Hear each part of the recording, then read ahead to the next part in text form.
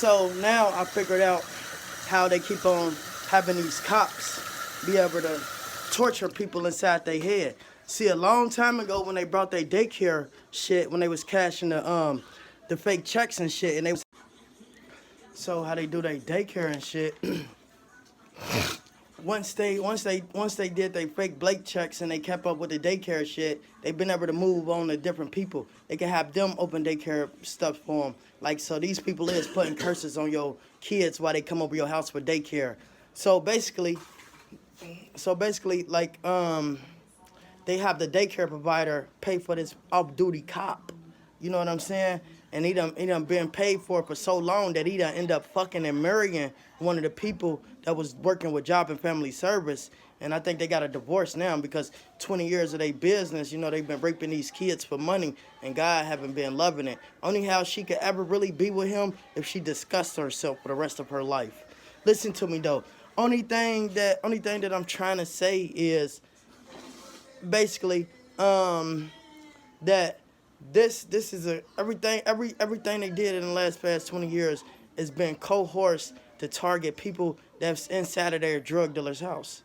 You know what I'm saying? So once they do daycare with them and spend so much money out of the government and stuff, they decide like, who do you want me to take out? Who do you want me to put in jail? And they send a cop on them, and the cop put the device on their head and then torture them from the brain and then make the coerced tape. And as they made the coerced tape, they made sure that you was the one that they set up first. They have to physically set you up, so you have to be a witness in some type of case, or you have to be stealing in somebody's spot, stealing their type of drugs. You know what I'm saying? In order for these people to come out of their you know, stuff, because as they do it, because they put curses on the people, on the kids that's with Job and Family Service. So when they put the curse on them, they make sure they mama don't know. So 20 years from now, you know, they could be controlling 1,000,000 voodoo dolls. And, you know, and they keep going on and keep going on and keep going on until she turn into the soul collector. And then she become a god of their destruction. You know what I'm saying?